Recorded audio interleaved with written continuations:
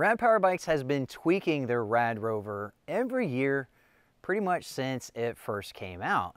But when they came out with the RadRover 5 in 2020, they topped out the tweaking that they can do, given that components really haven't changed much in that time. So instead of coming out with a RadRover 6 that would basically just be different colors and different stickers, they decided to come up with a completely new fat tire multi-terrain e-bike called the RadRover 6 Plus. The plus standing for upgrades like a split screen display, fully hydraulic brakes, and a semi-integrated battery, and they sent me one for evaluation. Rad still sells the RadRover 5, which I think is a very good decision on their part.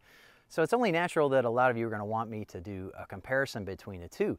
I'm going to compare some of the features between the two in this video, but I'm going to leave a full comparison for a separate video that'll be linked in the video description when it's done. The too long didn't watch is that the 6 Plus probably isn't the kind of bike that's going to make existing RadRover owners want to upgrade, but if you're in the market for your first fat tire rad e-bike, I think its upgrades make a compelling case for the $300 premium over the RadRover 5.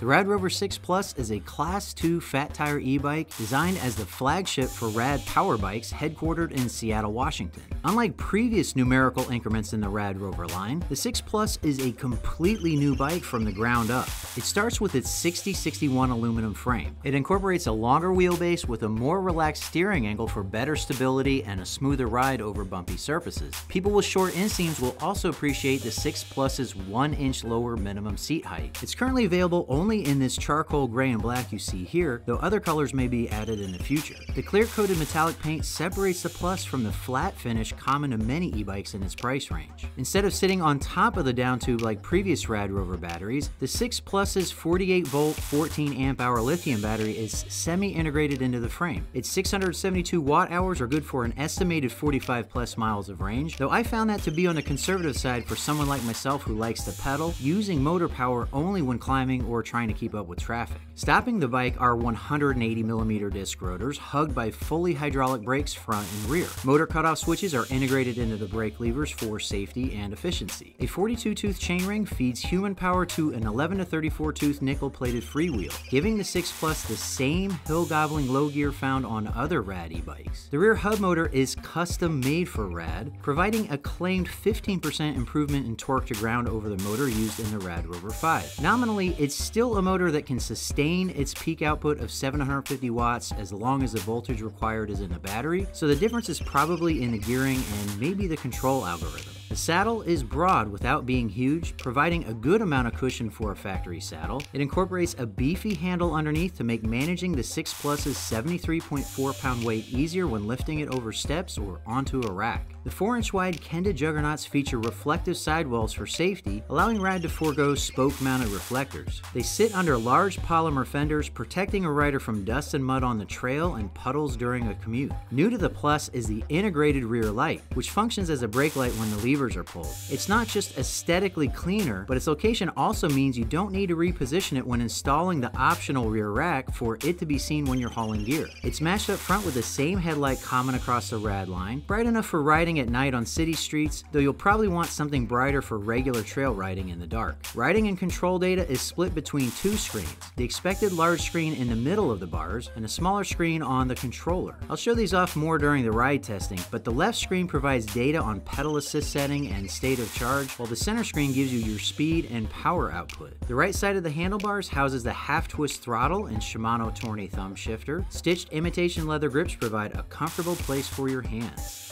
The RadRover 6 Plus comes mostly assembled with the tools needed to complete the job. Rad produces excellent videos showing every step required, and I recommend watching them before deciding whether or not you want to tackle the job. Anyone who can assemble something like a bookshelf following instructions can assemble the 6 Plus. I spent about 25 minutes in total getting it ready for my initial test ride. Rad also offers professional assembly in select markets, though any competent bike shop can handle it if they're willing to work on bikes they don't sell. There are a few things going on in this part of the frame that might not be immediately apparent to most people, especially people who haven't owned a RadRover 5 before. Yes, the battery is semi-integrated, but one of the nice things that they did was they separated the key to the battery from the battery itself. The key is on the frame, the battery charge port is here, and it's under a rubber cover. That greatly reduces the chance that someone is going to accidentally stick the key in the charge port, which happens often enough with earlier RadRover batteries that they have instructions on what you're supposed to do when that happens, because what will happen is the battery will short out and then you have to change out a fuse. It's a big pain in the butt. The other thing is the battery pops out super easy. With the RadRover 5, there's a tray that has tabs and there's slots on the battery, and you kind of have to carefully line them up and then slide it in, and those tabs can break off. They're hard to line up and it's a real pain. But with this battery, it's super easy to get back into place. The other thing Rad did in designing this frame was they created a chase for all of the cables so that they're tucked away and it's nice and clean under this cover, but it's very easy to get at all of the cables and all the connectors in case you want to swap something out or you have to because of a warranty issue. With the RadRover 5 and a lot of other e-bikes that have cables running through the frame itself, it's tricky to fish them out once they've been actually fished through by the factory, and that can be very time consuming. This simplifies things. You just have to pop this cover off and you have access to everything to do whatever you need to do, and then you just pop this cover back on and you're good to go. Part of the plus in the RadRover 6 Plus is the dual display. You have the main display in the middle of the bars, and then you have a display that's part of the control pad. Everything that you need to pay attention to is up for you to look at all times this way. You don't have to scroll through different menus.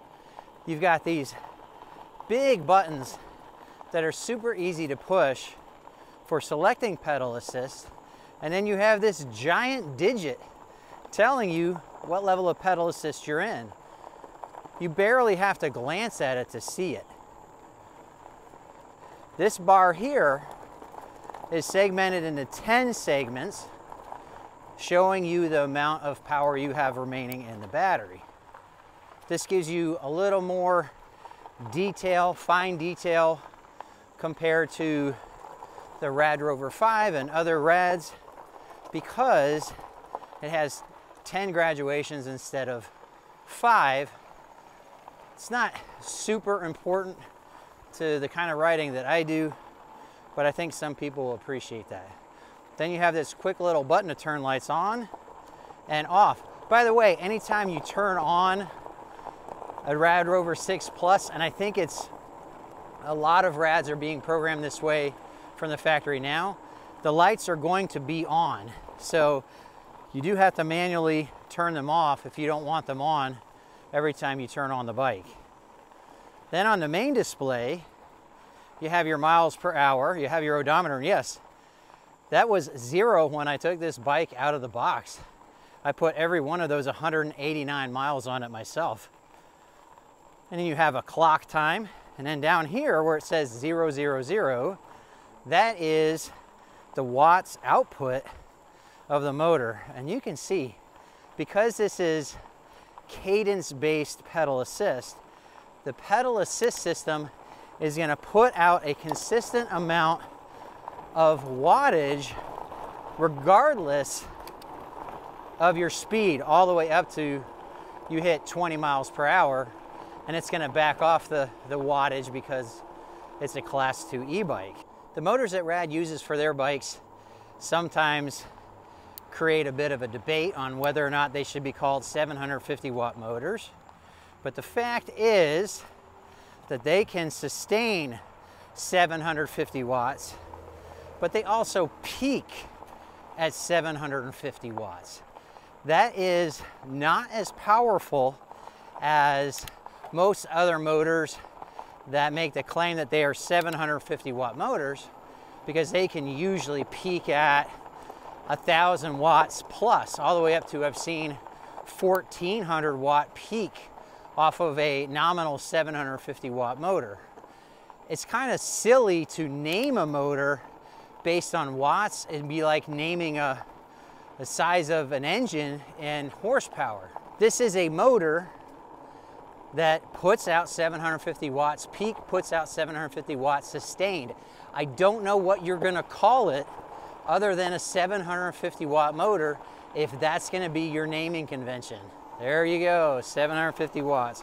And you can see it also has a graduated bar so that you don't necessarily need to read the digits. You can glance and see kind of the percentage of that 750 watts that you're getting from the pedal assist. Now this is, this is a lot more pedal assist than I want for this climb, but I'm trying to prove a point.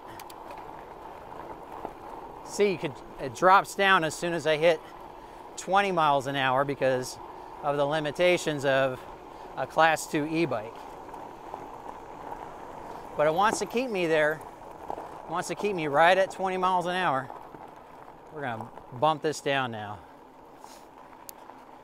I really like this split screen setup. Like I said, the buttons are super easy to press, and everything that I need to see is very easy for my 51-year-old eyes to see without needing to wear bifocals or anything like that, which is something I feel I need to be wearing to see some of the details in other e-bike displays. I think it is a big plus, hence the name RadRover 6 Plus. And if seeing this data is something that's important to you, I think you're gonna be happy to spend more to get this display set up over the display on the RadRover 5 and the little rubber button control pad. The RadRover 6 Plus, like I think all other Rad power bikes, comes from the factory set up as a Class 2 e-bike. That means it's limited to 20 miles per hour of motor assist, whether you're just using throttle or you're using pedal assist. The difference between the 6 Plus and other Rad bikes is that at the time of this video, nobody has found any kind of backdoor or magic series of combinations to change that. And so if going faster than 20 miles per hour with assist, whether pedaling or throttle, is important to you, right away, you might not be interested in the 6 Plus. However, if you're somebody like me that's not a problem because I don't do much riding faster than that because of the kind of riding that I do, it'll never be an issue for you. Lots of places in the country limit e-bikes to Class 2 in the first place, which is why pretty much every e-bike I've ever tested comes that way. Wow. Hydraulic brakes, you know, it's not that they stop better because it's still the same kind of rotors, the same kind of friction material. What you notice from hydraulic brakes over mechanical disc brakes is how easy it is to pull on the levers to get the same amount of braking force because you don't have this friction of a cable running through a housing from the lever all the way to a brake. It's just fluid. It's actually very slippery fluid on purpose. And you pull on these levers, 2 fingers, and you can come to a full lock if you need to. That's a nice upgrade. The riding position should be familiar for anybody who's ridden one of the previous versions of the RadRover. They're still selling the RadRover 5, by the way. But the RadRover 6 does have a longer wheelbase. It has a longer top tube, but there are other parts of its geometry that actually bring everything close together again. Namely, the steering angle is looser, is slower. And what that does is it allows the 60 millimeters of travel of the fork, a better angle at absorbing bumps, it makes the bike more stable going over kind of chattery stuff, which is a lot of the trails on this ride. And some people find it more comfortable. It's probable that a lot of cyclists who are just kind of casual cyclists or fitness cyclists might not notice the difference between the two frames if they are adjusted equivalently. But for people who do notice those things, there is a difference. The other difference that doesn't come into play for me, I've got a 30-inch inseam and I'm 5'8", is that the minimum seat height is also 1 inch lower on the 6 Plus than on the RadRover 5. So if you're somebody who likes to adjust the seat for your feet to be flat on the ground or even on your tippy toes, when you come to a stop and you have a shorter inseam, the 6 Plus might be a better fit for you. There's that almost granny gear. Rad chose to go with a 42 tooth chainring up front, which is on the small side, which is my preference for chainring because it allows me to keep my cadence up throughout the gears in the back.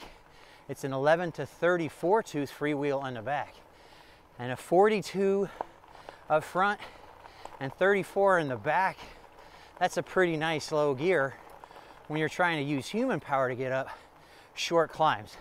Whether it's because you want to do that for fitness like I do, or the climb is steep enough that the 750 watt peak of the motor isn't enough to do the job on its own.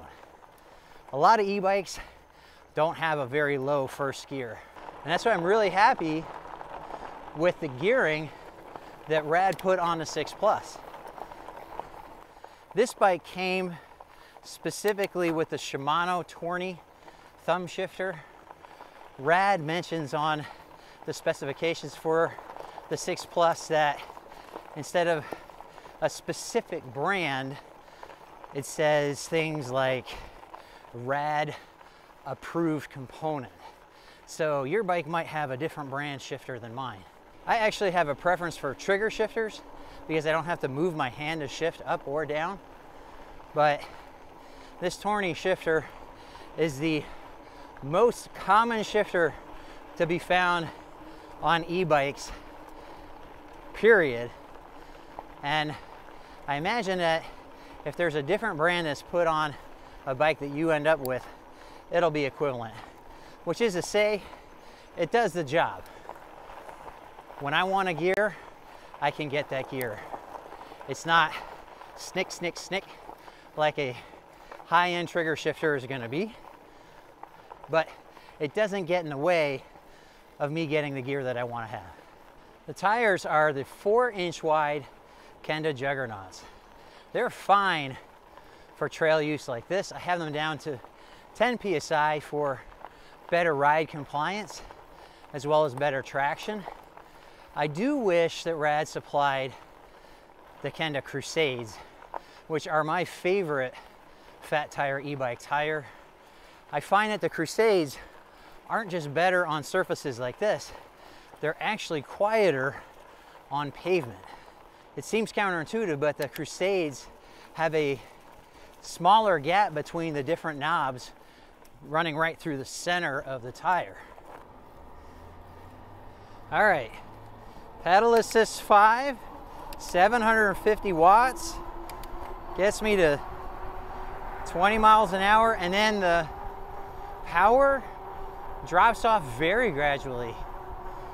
Rad's pedal assist system is the smoothest of any brand that I've ever used, as far as whether it's cadence or speed based.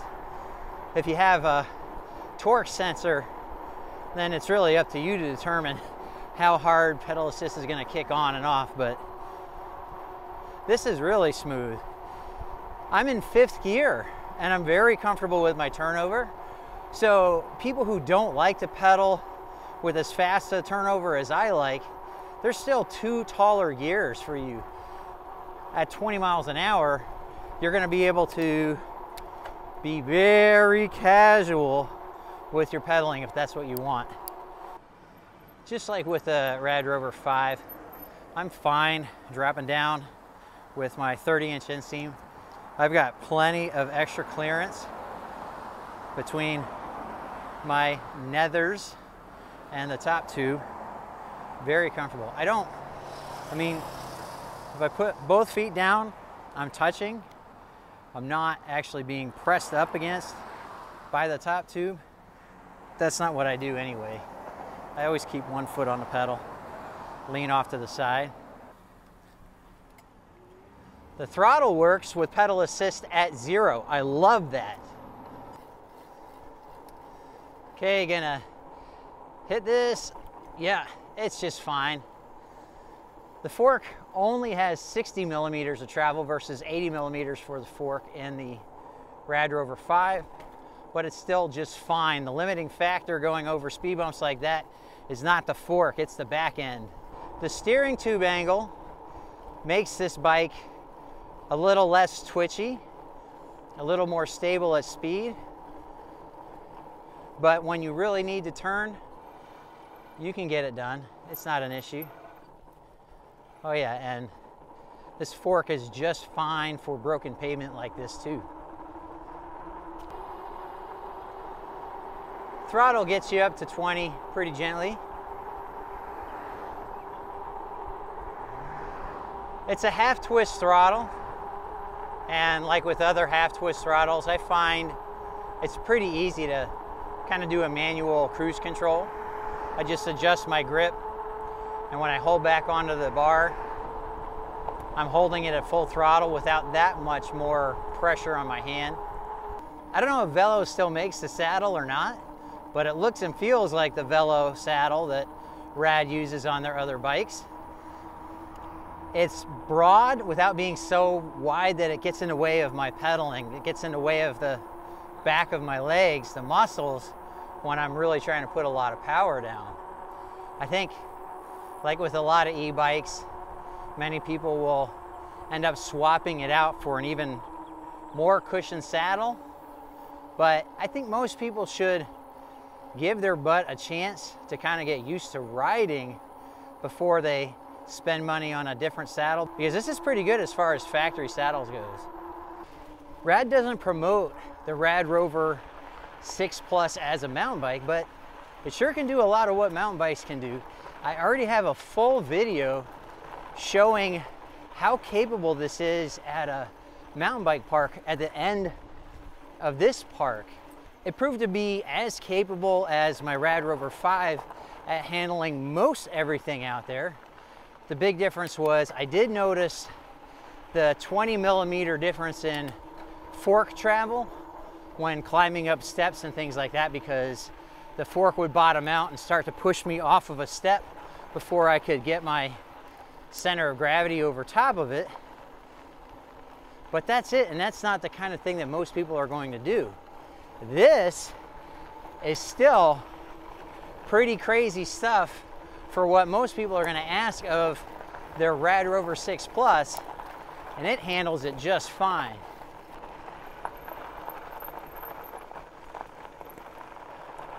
Oof, yeah, it's the tires that are the limit. Front end washed out a little bit right there. Wouldn't have done that with Crusades on it.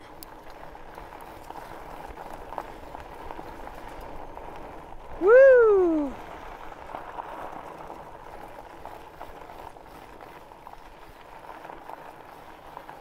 Nice having that throttle at 0 pedal assist to give a little boost over short crests like that without having to pop in and out of pedal assist. A little throttle again, more whoops. Woo! Woo! Yeah, I just don't have the confidence coming around the turns, but it's because of the tires, it's not the bike.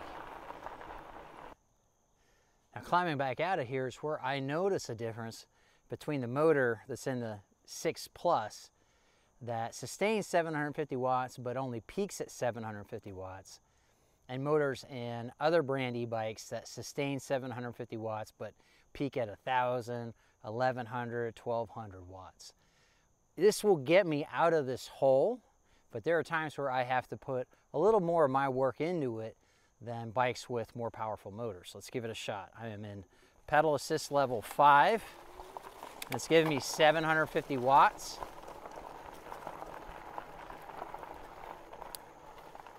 And I got up that climb just fine right there. Second gear, drop down to first gear. And yeah, right there, that's probably the steepest subgrade, if you will, of the whole ride. And I do have to push a bit on the pedals to crest it. Whereas with bikes that have higher peak wattage, ooh, and I have to drop down from pedal assist here. Level 5 is too much. But that's where I notice a difference. But it is enough. It's enough for this. See, I'm pedal assist 3 right now. This is giving me about 380 watts of help. Yeah, no problem.